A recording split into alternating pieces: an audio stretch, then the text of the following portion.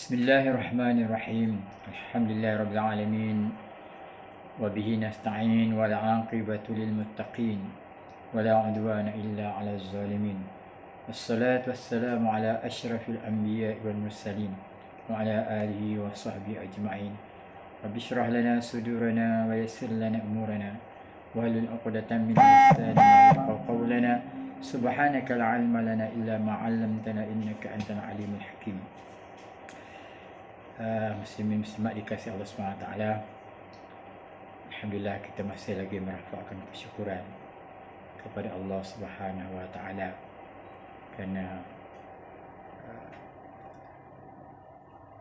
walaupun Allah uji kita dengan virus corona, tapi ada dengan kita yang masih diberi kesihatan, yang dijauhkan daripada virus ini, yang kena itu pun satu ujian Allah SWT. Dan bila Allah kata Allah beri ujian, itu tandanya dia sayang. Innallaha idza ahabba 'abdan ibtala. Sesungguhnya Allah bila dia sayang kepada hamba-Nya maka akan diujinya. Sementara yang tidak diuji pula kena muhasabah. Banyak perkara yang kita berbincang apabila kita berada dalam kawalan pergerakan ini. Maka ada yang setuju, ada yang tak setuju, ada yang protes, ada yang kata balak kerana kerajaan pintu belakang. Ada yang kata kalau tak berubah kerajaan, tak adalah kena tahan kita daripada solat Jumaat. Kerajaan baru ni tahan kita daripada solat Jumaat. Maka kita nak, kalau boleh kita nak kupas benda ni daripada perspektif Islam, pada pandangan Islam. Pertama, sesuatu kerajaan itu bila ditubuhkan, maka dia ada tanggungjawab kepada rakyat. Kaedah fiqh, tasarruful imam ala ra'iyati manutun bil maslahah. Pengurusan imam, pentadbiran pemimpin kepada rakyatnya berkait dengan kemaslahatan rakyat. Maka sebab itulah sesebuah kerajaan itu, kita ambillah seorang tokoh bicarakan tentang fiqh dakwah, fiqh daulah. Di antaranya kita ambil pandangan Imam Hasan Al-Banna. Dia kata di antara kewajipan kerajaan terhadap rakyatnya, yang pertama ialah dia menjaga keamanan dan melaksanakan undang-undang Islam. Jadi jaga keamanan, pastikan keamanan dan laksanakan undang-undang. Jadi undang-undang Islam ni luas. Kadang-kadang termasuk juga Jumaat yang wajib tapi tidak ditangguhkan. Itu juga undang-undang juga. Undang-undang Islam dalam keadaan tertentu untuk menjaga keamanan, menjaga keselamatan umat. Yang kedua ialah memperkembangkan pendidikan. Ini tanggungjawab. Kita dah sebutkan keamanan, yang kedua pendidikan. Ini tanggungjawab kerajaan. Mana kerajaan yang dilantik pada pandangan Islam, kalau dia mendakwa kerajaan Islam, maka dia mesti memperkembangkan pendidikan pada umat Islam, dan itulah pendidikan Islam diperkembangkan pada umat yang lain, pendidikan mereka lah. Itu sesuai dengan keperluan kerajaan itu. Yang ketiganya ialah memelihara kesihatan. Ini tanggungjawab kerajaan. Maka sebab itulah tungkus lumus kita lihat menteri-menteri kita, termasuklah menteri pertahanan, menteri semua memesyuarat hari-hari, setiap hari mesyuarat kerana nak pastikan kesihatan, nak pastikan virus COVID-19 ni tidak membiak, terkawal. Kita putuskan rangkaiannya dengan kawalan pergerakan. Ini tanggungjawab kerajaan, memelihara kesihatan. Yang keempatnya ialah memelihara kemaslahatan umum. Ini kemaslahatan jugalah. Ya, Jadi bila-bila ditahan, duduk di rumah, tidak bergerak, maka sudah tentulah ada yang tak dapat bekerja, maka tersekat rezeki. Maka kerajaan wujudkan peruntukan, permudahkan mengeluarkan KDBSP. Itu mesti dipikir oleh kerajaan. Pelajar-pelajar universiti dibekalkan makanan, sebab dia orang tak boleh keluar, tak boleh balik kampung, duduk dekat kampus. Ada di antara mereka yang tak ada kemampuan, maka kerajaan wujudkan. Ini semua telah dibuat oleh kerajaan, yang kita lihat hari-hari dalam media massa. Satunya ialah mempertingkatkan keuangan dan menjaga harta. Ini kerja kerajaan. Kita menghadapi tentang masalah ekonomi yang teruk, yang begitu merudum sekali, maka kerajaan kena fikir bagaimana nak bangkitkan semula ekonomi kita ini. Ini tanggungjawab kerajaan. Kemudian ialah memelihara akhlak. Didik akhlak, kawal mereka, termasuk juga akhlak rakyat kepada pemimpin, kena didik lah. Kalau polis menjalankan tugas dia, balik di arah baliklah. Ini ada yang melawan, yang buat tak tahu, buat dek je. Ini artinya kita menghadapi rakyat yang tidak berakhlak. Jadi kerajaan kena fikir macam mana nak wujudkan, nak meningkatkan akhlak rakyat. Satunya ialah menyebarkan dakwah. Sudah tentulah kita kena sebarkan dakwah. Ta'muruna bil ma'ruf wa tanhauna 'anil munkar. Ajak pada ma'ruf, mencegah munkar, wa tu'minuna billah, dan beriman kepada Allah. Jauh Islam istilah dipastikan iman mereka, ibadat mereka, yang Allah kata wa'adallahu alladhina amanu minkum wa 'amilus shalihat la yastakhlifannahum fil ard kama istakhlafa alladhina min qablihim wa libaddilannahum min ba'di khawfihim amna ya'budunani la yusyrikuna bi syai'a. Allah janji pada orang beriman di kalangan kamu dan orang beramal saleh bahawa Allah akan la yastakhlifannahum, Allah akan beri kuasa kepada kamu menjadi khalifah fil ard, di bumi. Orang beriman, orang yang berfikir nak mendaulatkan agama Allah SWT, pasti Allah bagi kuasa. La yastakhlifannahum fil ard kama istakhlafa alladhina min qablihim, sebagaimana Allah bagi kuasa pada orang-orang sebelum kita. Wa libaddilannahum min ba'di khawfihim amna, dan hendaklah tukarkan kehidupan mereka dalam keadaan takut, daripada dikondem, dilemahkan, dipermainkan agama, kepada amna, kepada aman, tenteram untuk melaksanakan agama. Ini pertama. Kemudian Allah kata alladzina immakkannahum fil ard, bila Allah bagi kuasa kepada orang Islam di bumi, aqamus salah, pastikan rakyat ni mendirikan sembahyang. Pemimpin-pemimpin, orang Islam yang ada dalam kerajaan, pastikan semuanya mendirikan sembahyang dengan sempurna. Kemudian suruh rakyat mendirikan sembahyang. Aqamus salah wa atau zakah, menunaikan zakat, wa amaru bil ma'ruf, mengajak ma'ruf, wa nahau 'anil munkar, dan mencegah munkar. Ini tanggungjawab bila diberikan kuasa. Jadi apa yang kita lihat, banyak lagi tanggungjawab kerajaan, tapi di antaranya yang disebut, yang perkara-perkara asas, basic, yang mesti dilaksanakan oleh kerajaan, yang kita sebutkan tadi itu.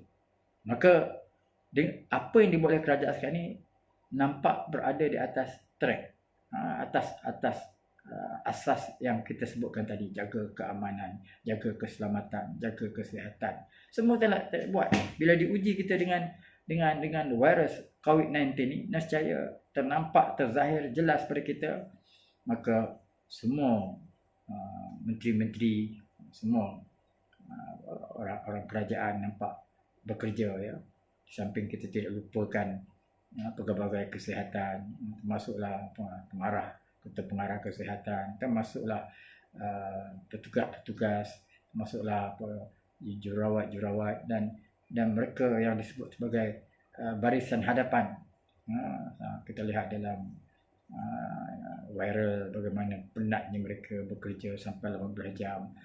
Maka ini semuanya ialah dengan arahan pemerintah, dan juga dengan penyeliaan pemerintah untuk mereka menjalankan tugas. Dan pastinya lah pemerintah wajar memberikan bonus ke penghargaan kepada mereka-mereka ni. Bila habis nanti perjuangan mereka untuk menyelamatkan nyawa, bersabung nyawa, kadang-kadang mendedahkan diri mereka kepada virus ini, sudah tentulah kerajaan akan melihat kerja-kerja mereka, dan sudah tentulah kerajaan akan menilai dan memberi penghargaan kepada mereka. Jadi kalau ada orang kata kerajaan mengada-ngada sampai Jumaat pun ditangguhkan. Kalau kerajaan dulu tak ada sampai Jumaat ditangguhkan. Kalau ada pandangan yang seperti ini, maka pandangan ini ialah pandangan orang jahil.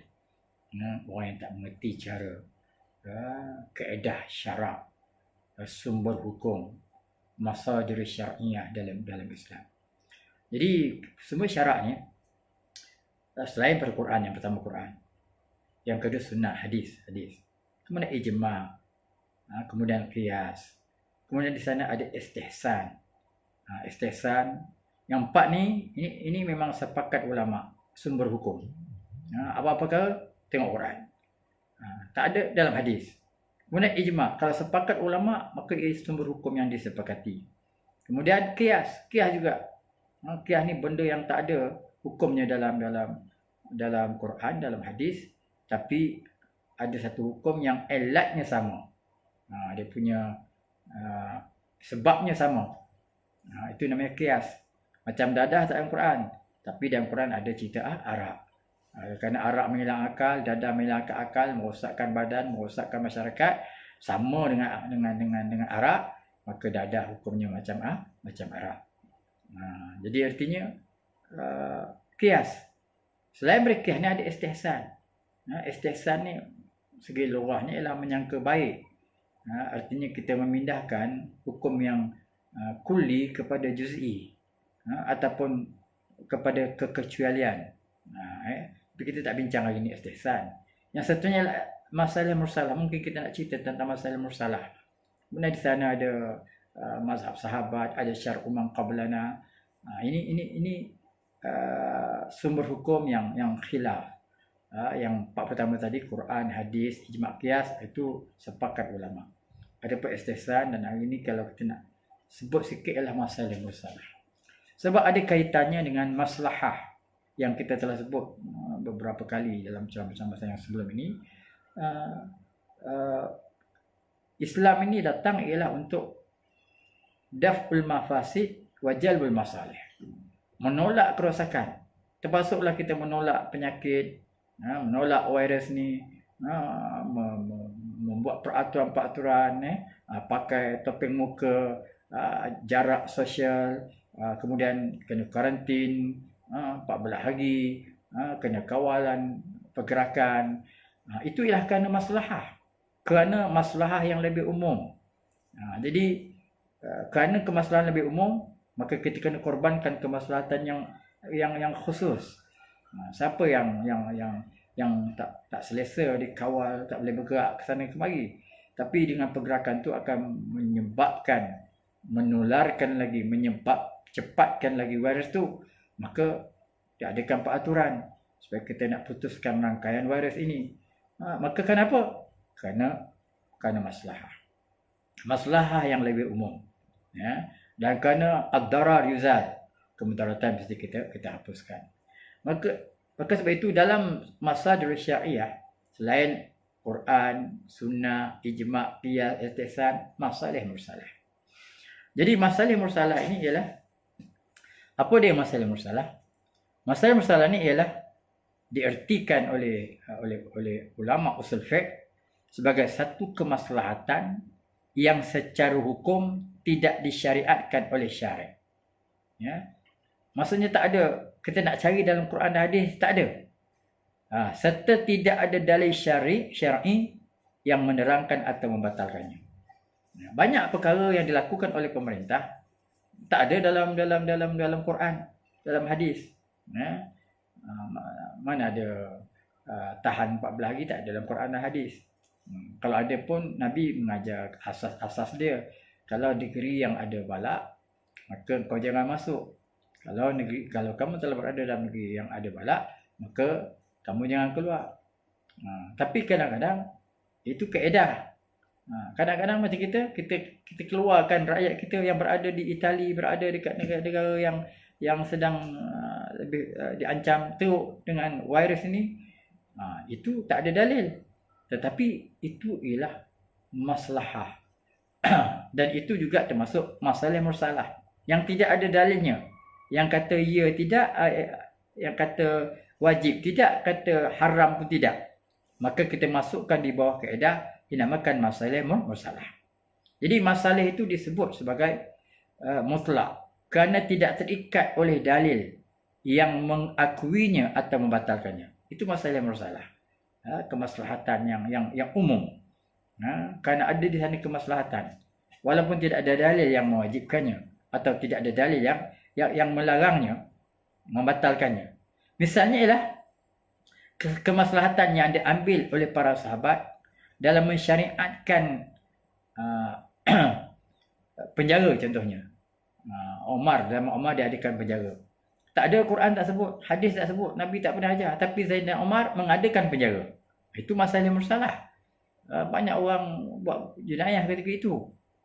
Jadi di samping kena laksanakan hudud, ada yang tak cukup alasan untuk dilaksanakan hudud.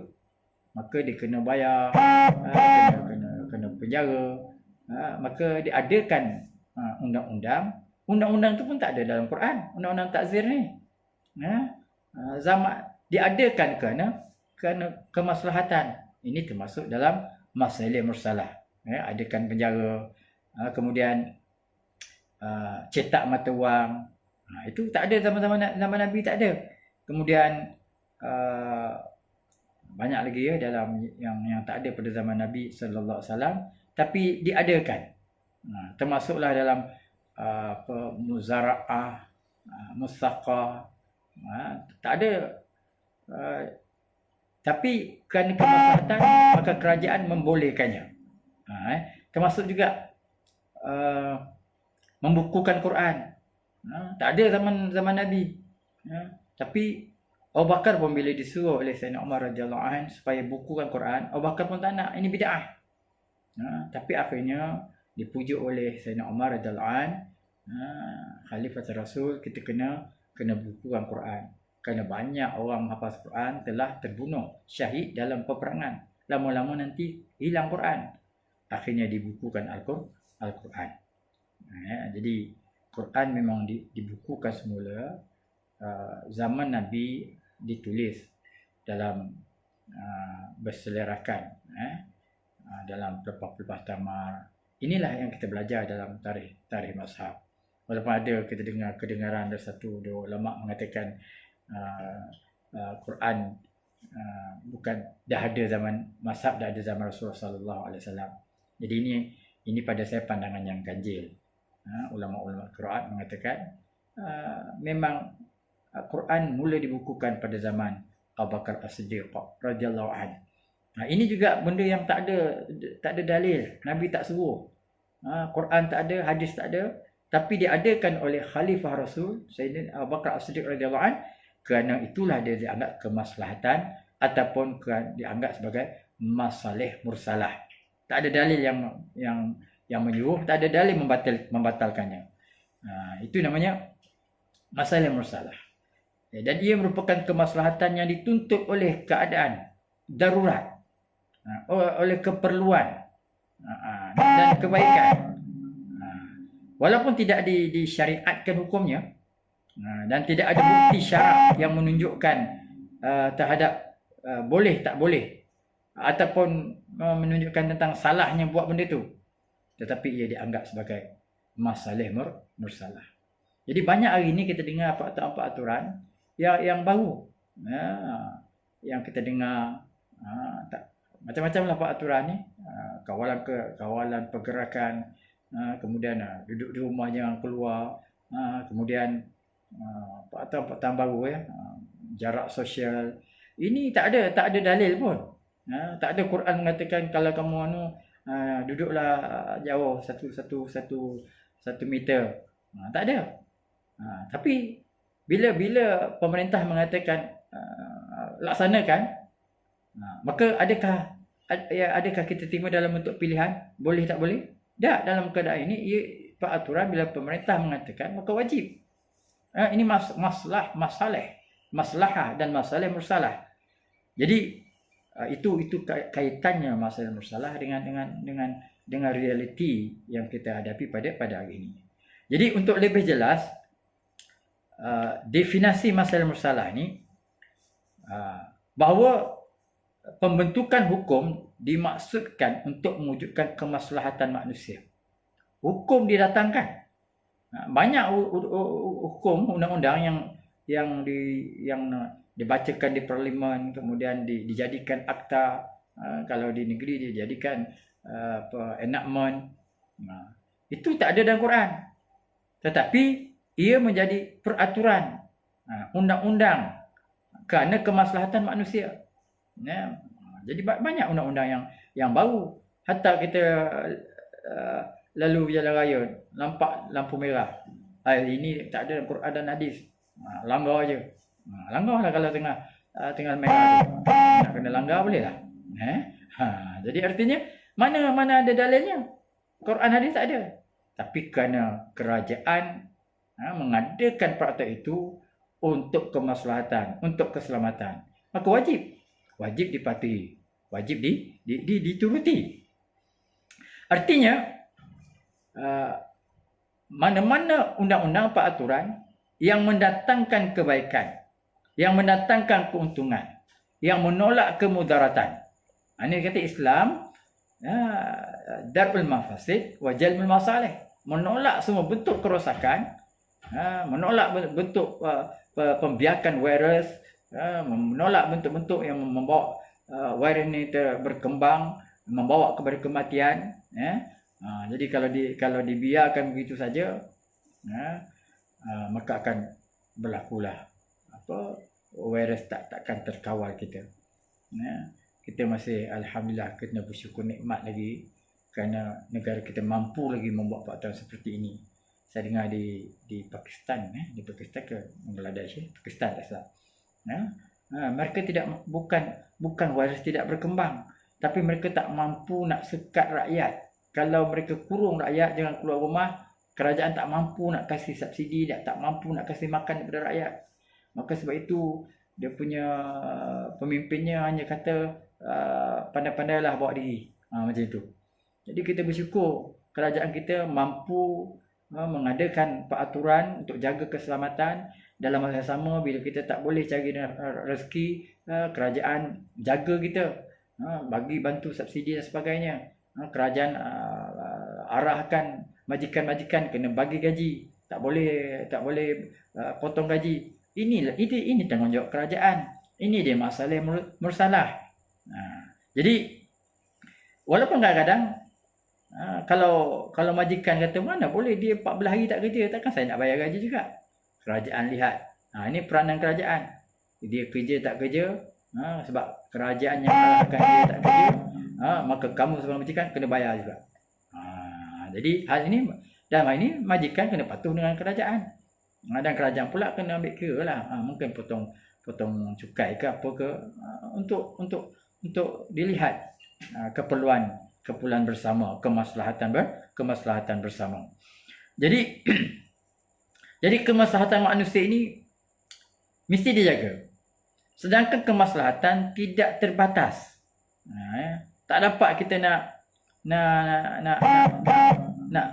dibatasi oleh Quran dan hadis, kerana masalah manusia ini berkembang, realiti manusia ini berkembang. Jadi Quran hanya meletakkan basic asas-asasnya. Ma farasna fil kitabi min syai'. Kami tidak tinggalkan sedikit pun dalam Al-Quran. Jadi Quran cuma berikan dia punya asas, peraturan asasnya. Tetapi ada benda-benda baru yang mendatang, maka sebab itulah maka Allah kata wasaluna an ahli zikri, tanyalah As'alu ahli zikri, fa'alu ahli zikri. Tanyalah orang yang mengetahui. In kuntum la ta'lamun. Maka sebab itu Islam ini dia tidak beku, tak jumud. Ya. Walaupun Islam kata wa idza nudiya lis-salati min yaumil jumu'ah fas'au ila zikrillah.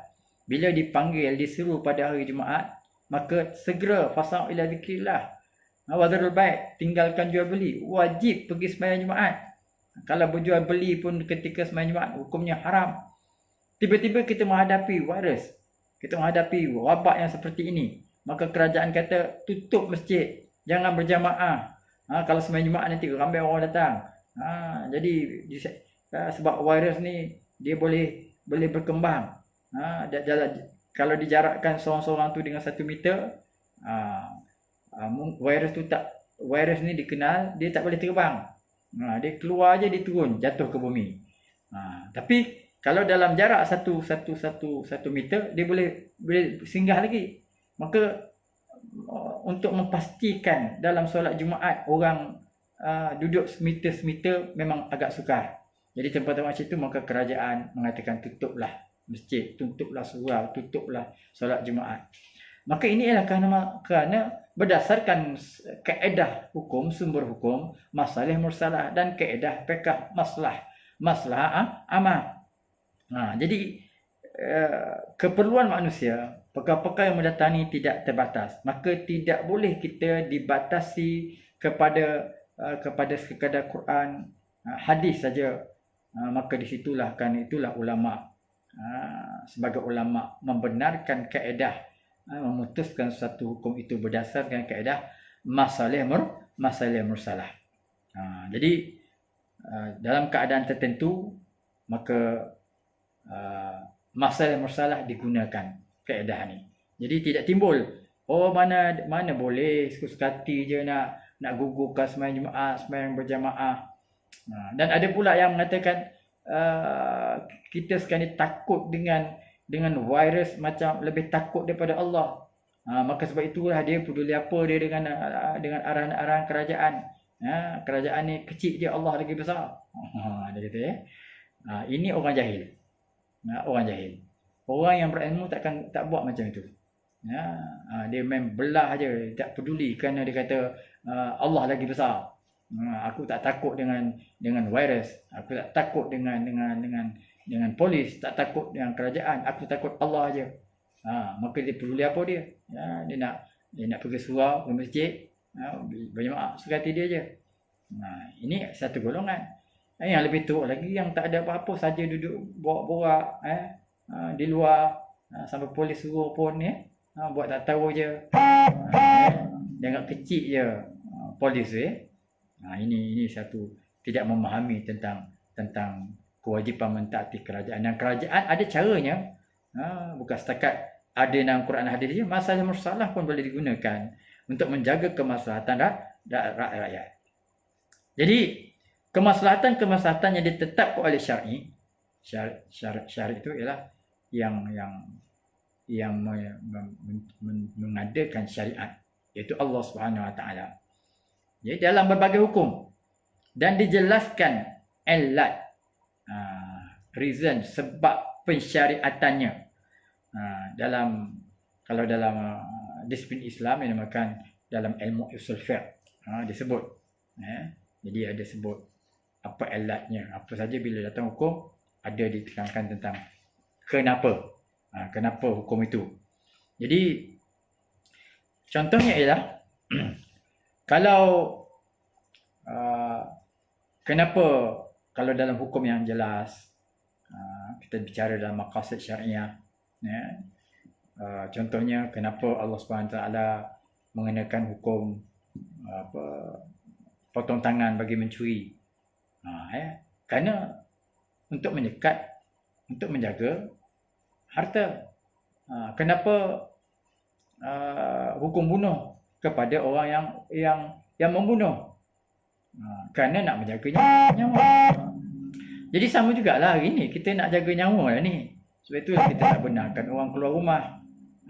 Orang tak benarkan kita berkumpul di tempat-tempat terbuka dengan kadar rapat yang dekat. yang boleh memindahkan virus. Jadi hukum tu ada dia punya elat dia, ada sebabnya.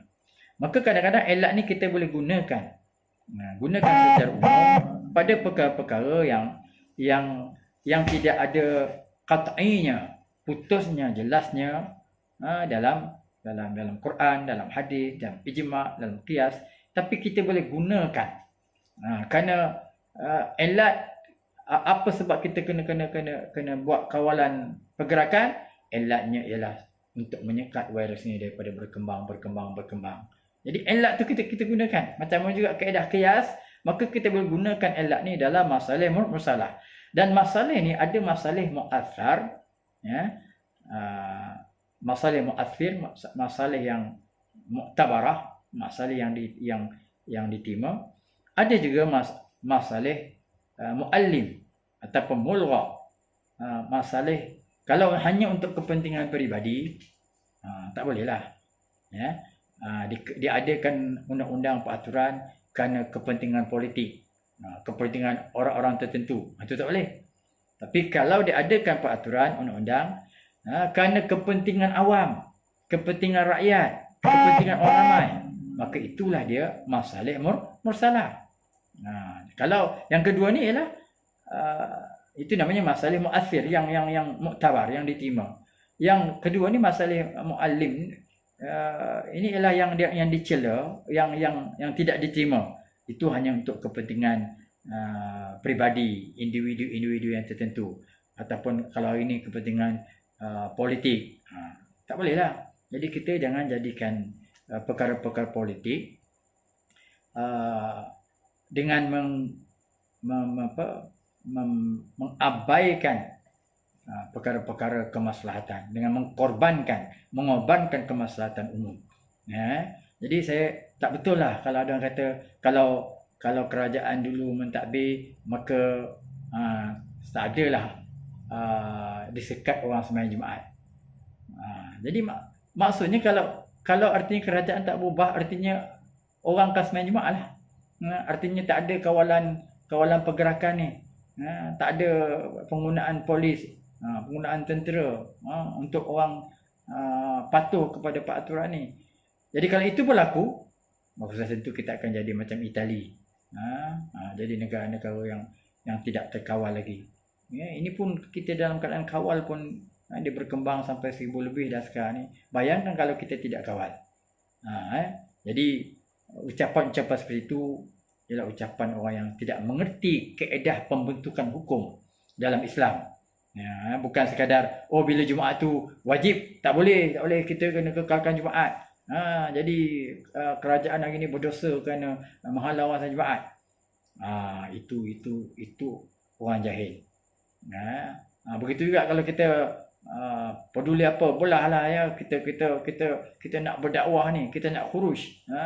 Jadi peduli apa peraturan.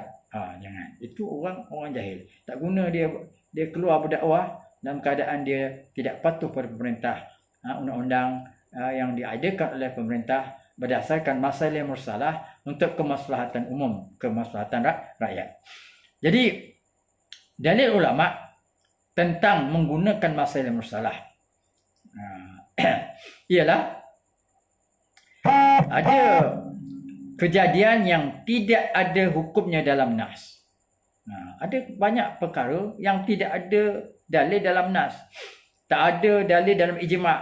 Ijma' ni kesepakatan ulama. Kalau kita ada 4 mazhab muktabar, Hanafi, Maliki, Syafi'i, Hambali. Kalau mereka ini sepakat ijma', ijma' ialah kesepakatan umat Islam atau ulama Islam pada satu masa. Maka kalau di ijma' sepakat, maka kedudukannya sama seperti Al-Quran dan hadis. Itu ijma'. Jadi kalau tak ada dalil pada dalam Quran, dalam hadis tak ada, dalam ijma' tak ada, dalam qiyas tak ada, dalam istihsan pun tak ada. Cuma kita tak bicara lagi tentang istihsan. Maka hukum dalam perkara itu dapat disesuaikan dengan kemaslahatan umum. Bawa apa kemaslahatan umum? Hari ini kemaslahatan umum ialah kita kena sekat virus ni daripada berkembang, nanti banyak rakyat mati. Jadi kemaslahatan umum kita kena kawal supaya orang tidak tidak berkumpul dengan rapat-rapat. Nanti dia bersin, menyebarkan lagi virus ini. Ini kemaslahatan umum. Jadi disesuaikan dengan kemaslahatan umum. Dan pembentukan hukum atas dasar kemaslahatan tidak boleh ditangguhkan sampai ada bukti dan pengakuan daripada syarak. Kemaslahatan umum ni tak boleh tangguh. Oh, nanti dulu kita buka Quran dulu, kita buka hadis dulu. Jadi kita tengok dulu, sedangkan virus berkembang juga. Panggil dulu mufti-mufti bersidang dulu. Tak boleh. Sebab dia punya kemafsadan, kerosakan, kalau tidak disekat, dia akan dengan cepat. Maka keputusan mesti dibuat dengan cepat. Ini namanya kemaslahatan. Ini namanya masalih mursalah. Yang tak ada dalil dalam Quran, hadis, ijma', tapi kena dilaksanakan. Tak dilaksanakan, maka banyak nyawa akan hilang. Sedangkan Islam, tanggungjawab Islam ialah untuk menjaga nyawa. Jadi hifzuddin, jaga agama. Hifzun nafs, jaga jiwa, nyawa. Kemudian hifzun nasab, jaga keturunan. Kemudian apa lagi? Hifzun nas, jaga keturunan. Hifzul mal, jaga harta. Hifzul aql, jaga akal. Jadi ini tanggungjawab apa dalam Islam, peranan Islam, dan tanggungjawab pemerintah. Jadi pemerintah ni ada satu ilmu, yang ilmu ni kira barulah kita dengar juga ya. Yang disebut sebagai siasah syariah. Siasah syariah. Apa siasah syariah? Siasah syariah ialah mentadbir urusan umat berdasarkan syarak. Itu dia siasah syariah. Jadi kita seorang pemerintah, pemimpin, mesti mengurus urusan umat rakyat dia dengan kaedah syarak. Itunya siasah, sasa. Sasa tu mentadbir dengan syarak, dengan syariah. Itu namanya siasah syariah. Jadi masalah mursalah ni, hujah masalah mursalah ni ada dua. Pertama, kemaslahatan umat manusia selalu baru berlaku, tidak pernah habis. Jadi kalau kita jumutkan sumber hukum kita hanya kepada Quran, hadis, ijma', qiyas saja, jadi kalau tak ada benda tu dimasuk dalam Quran, tak ada, dalam hadis tak ada, kat ijma' pun tak ada, dalam qiyas pun tak ada, bagaimana? Jadi maka sebab itulah hukum tidak disyariatkan untuk membiarkan kemafsadan. Dalam syariat tidak boleh membiarkan kemafsadan dan menggendalakan kemaslahatan. Syariat itu basicnya dalam syariat. Jadi terus mestilah bila perkara-perkara baru datang, sedangkan kalau kita tidak bertindak, kerosakan akan bermahajara, kemaslahatan tidak akan tercapai. Maka oleh kerana itulah maka muncullah kaedah yang dinamakan masalih mursalah. Kena bentuk hukum berdasarkan kemaslahatan yang diakui oleh syarak. Itu namanya masalih mursalah. Jadi nescaya perkara tersebut akan mengakibatkan banyak kemaslahatan. Jadi apa yang kita buat hari ini tak ada dalam Quran dan hadis, tapi ternyata dia mendatangkan banyak kemaslahatan. Dan yang manusia ni keadaannya berbagai-bagai. Jadi sebab itulah ada peraturan pula, kalau B40 kena bantu, kalau orang miskin, orang asnaf kena bantu pula. Kemudian itulah peranan zakat pula, itu peranan pula pada kebajikan. Jadi itu tak ada peraturan, tapi dimasukkan. Hatta kalau dalam zakat dia kata dia bukan miskin pun, cuma dia 14 hari ni tak ada kerja. Jadi dengan kaedah masalah mursalah boleh labelkan dia, boleh tarafkan dia mereka kepada asnaf juga. Itu kaedah masalih mursalah. Jadi ini berbagai-bagai. Hatta kita lihat kerajaan melihat orang yang tak ada permit pun, orang yang parti ke sebagainya yang berada kat negara kita kerajaan kena ambil tahu juga. Bukan rakyat kita je kena jaga, mereka dia jaga juga.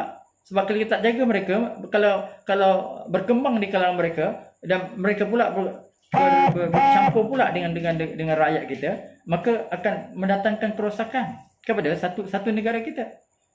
Jadi saya lihat dalam TV betul lah, menteri kata jangan kita pedulikan tentang dia salah tak salah masuk cara haram, tapi yang penting kita nak kalau dia ada positif, kena kuarantinkan dia. Kalau siapa yang ada kontak pun kena kuarantinkan mereka. Sebab jangan kita melihat virus ni berkembang pada rakyat kita aja. Kalau dia berkembang kat sana dengan begitu laju, akhirnya akan masuk juga kepada rakyat kita. Maka hukum yang kita nak pakai dalam masalah ini ialah masalah kaedah masalah mursalah. Ini hujah yang pertama. Kerana benda ni tidak ada putusnya, dia berkembang. Kita kena fikir bagaimana nak menolak kemafsadan dan mendatangkan kemaslahatan. Yang kedua, orang yang meneliti pembentukan hukum dengan bersumber daripada para sahabat, tabi'in, para imam mujtahid, maka akan jelas bahawa mereka telah mensyariatkan berbagai hukum untuk merealisasikan, untuk mewujudkan kemaslahatan umum, bukan kerana adanya pengakuan sebagainya ataupun ada dalil. Jadi di zaman sahabat lagi telah ada benda-benda baru yang para sahabat berijtihad. Muaz bin Jabal pun kata, bila Rasulullah kata aku hantar ke Yaman, bagaimana kaifa taqdi, bagaimana engkau nak memberi hukum? Maka kata Muaz bin Jabal, aqdi bi kitabillah, aku berhukum dengan kitab Allah. Nabi kata fa illam tajid, kalau tak ada dalam Quran macam mana? Habis sunnati Rasulullah SAW, aku tengok sunnah. Fa illam tajid, kata Nabi lagi, kalau tak ada sunnah macam mana? Kalau tak ada sunnah, ajtahidu bi ra'yi, aku akan berijtihad. Jadi sejak zaman sahabat lagi dah ada istilah ijtihad yang tidak hanya berpegang kepada nas-nas yang qat'i, Quran, hadis dan sebagainya, tapi benda-benda yang menggunakan ijtihad, termasuklah masalah mursalah ni. Abu Bakar radhiyallahu an mengumpulkan Quran. Itu ijtihad, ya.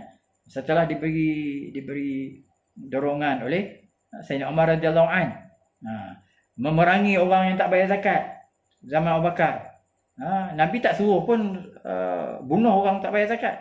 Tapi kata Abu Bakar, walaupun dia tak bayar seekor kambing pun tak bayar zakat, aku bunuh dia. Mula-mula Sayyidina Umar pun tak setuju dengan fatwa Abu Bakar ni. Tapi bila Abu Bakar telah wafat, ternyata Umar kata betul tindakan Abu Bakar As-Siddiq radhiyallahu anhu. Ini tidak ada dalil. Tapi melihat kepada maslahah. Kalau dibiarkan seorang dua tak bayar zakat, maka semua akan turut. Maka semua akan menafikan kewajipan membayar zakat. Dari segi akidah akan rosak, dan dari segi hak masyarakat, hak asnaf, dan dari segi kepentingan negara akan tergugat. Maka Abu Bakar mengumumkan perang kepada orang yang tak bayar zakat, apatah lagi kepada orang yang murtad. Jadi itu semuanya berpandang melihat kepada masalah mursalah.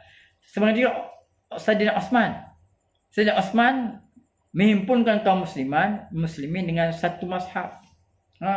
Telah pada zamannya Futuhat Islamiah, negara Islam telah berkembang luas, maka sahabat pun dihantar ke setiap negara dengan Quran masing-masing, dan masing-masing sahabat pula ada qiraat masing-masing, dan kadang-kadang qiraat itu ditulis dalam mazhab. Maka Sayyidina Osman radhiyallahu an panggil semua mazhab tu, dikumpulkan, kemudian ditulis satu mazhab saja, kemudian mazhab yang berbagai-bagai itu dibakar. Kemudian satu mazhab yang ada itu barulah dikembangkan.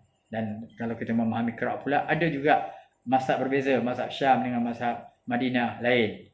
Ada sana waw zuburi, ada waw, ada sana ya'malun, sini tak malun. Maka tak boleh dirangkumi dalam satu qiraat, dalam satu mazhab. Maka dalam mazhab ni ada ditulis dengan ya'malun, sana tak malun. Jadi itu ada. Walaupun ada sebagai ulama pula yang kata tak mungkin berlaku begitu. Itu ialah kerana kejahilan. Tetapi tindakan Uthman radhiyallahu anhu mengumpulkan dalam satu mazhab itu adalah tindakan masalih mursalah. Yang tidak ada nas dalam Quran, dalam hadis, tapi tindakan para sahabat. Begitu Ali radhiyallahu anhu. Sayyidina Ali radhiyallahu anhu, hadis mengatakan tak boleh kita menggunakan api untuk menyeksa orang.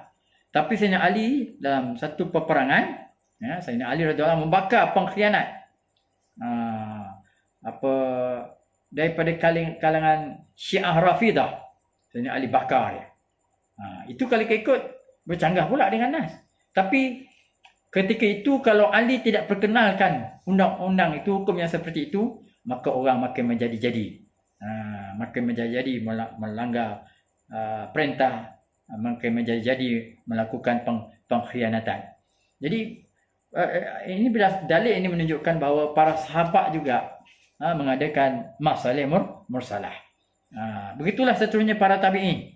Sebab banyaklah hukum-hukum yang dikeluarkan oleh tabi'in berdasarkan masalih mursalah, yang tak ada dalil mengatakan bolehnya dan tidak ada dalil mengatakan batalnya atau tidaknya. Ibnu Uqail berkata, dan satu lagi, masalah mursalah ini juga bagi orang politik pemerintah digunakan kaedah masalah mursalah, dan di sana juga disebut sebagai siasah syariah. Ibnu Uqail berkata, politik adalah segala tindakan yang dapat mengantarkan manusia untuk lebih dekat pada kebaikan dan menjauhkan mereka daripada kerosakan. Jadi keputusan kerajaan, keputusan orang politik lah ya. Politik tu menguasai kerajaan sekarang, dia meletakkan peraturan undang-undang untuk tujuan membawa manusia kepada kemaslahatan. Dan tidak ada wahyu yang turun berkaitan dengan perkara-perkara tersebut. Tetapi kerajaan, orang politik mendatangkan undang-undang. Jadi kalau ada mengata tidak ada politik kecuali tentang sesuatu yang dikatakan oleh syarak, berarti ia telah keliru dan menyalahkan para sahabat, menyalahkan para tabi'in, menyalahkan ulama-ulama yang dahulu. Kalau dia kata orang politik tak boleh buat keputusan macam tu, Quran je, hadis je, macam hari ni lah. Kenapa pula politik sekarang ni menyekat kita nak sembahyang berjamaah, sembahyang Jumaat? Tak pernah berlaku selama kita merdeka. Ini benda baru, dan itulah menunjukkan kecerdasan pimpinan kita, penasihat-penasihat agama kita. Dalam kerajaan kita pun ada bekas mufti kita ya, Zulkifli Al-Bakri. Maka sudah tentulah pandangannya dipandukan kepada ilmu. Jadi pandangan saya lah, nasihat saya secara peribadi, kalau kita tidak memahami kaedah-kaedah hukum, sumber-sumber hukum, tak ada ilmu usul fiqh, tak ada qawaidul fiqhiyah, tidak ada kaedah tak faham tentang ni ijma', qiyas, istihsan, masalah mursalah, syar'u man qablana, mazhabus sahabi, semua ni, maka lebih baik kita diam. Sebab kalau kita bercakap nampak, kalau kita diam tak nampak bodohnya kita. Tapi kalau kita bercakap aja nampak bodohnya kita. Maka oleh sebab itu janganlah nampakkan bodoh kita tu. Jangan nampakkan jaya kita itu. Main cakap sekati je. Maka hendaklah kita serahkan kepada mereka yang berautoriti, ulama-ulama. Dalam kerajaan kita pun ada ulama-ulama yang patut dirujuk kepada mereka. Jadi itulah yang saya nak bercerita tentang bagaimana corona ni, virus corona ni, dan peraturan-peraturan undang-undang yang diwujudkan dalam ketika ini. Walaupun kita lihat nampaknya kerajaan begitu berhemah, belum ada lagi orang masuk penjara lah kerana melanggar peraturan-peraturan ni. Berhemahnya kerajaan, begitu bertasamuhnya, betul ansurnya kerajaan. Tetapi saya nak menegaskan bahawa peraturan-peraturan yang diwujudkan itu adalah bertepatan dengan masadir syariah, dengan sumber syarak, termasuklah kaedah masalah mursalah, termasuklah ia termasuk dalam kaedah siasah syariah, yang mana pemerintah boleh mewujudkan peraturan selagi tidak bercanggah dengan nas syarak, tak bercanggah dengan maqasid syariah, tak bercanggah dengan kaedah fiqh, maka ia adalah satu undang-undang yang berautoriti, yang valid, yang mesti dipatuhi oleh rakyat. Dan mudah-mudahan dengan kepatuhan ini, insya-Allah, bila kita patuh dengan pemerintah, Allah suruh ati Allah wa ati Rasul ulil amri minkum, taat Allah, taat Rasul dan ulil amri, maka di sana ada keberkatan. Bila ada keberkatan, insya-Allah waris ini Allah akan angkat. Sebab kita dengar cakap Tuhan, kita dengar perintah Allah SWT. In tansurullah yansurkum. Kalau kamu tolong Allah, patuh pada Allah, maka Allah akan tolong kamu. Wabillahi taufiq wal hidayah. Assalamualaikum warahmatullahi wabarakatuh.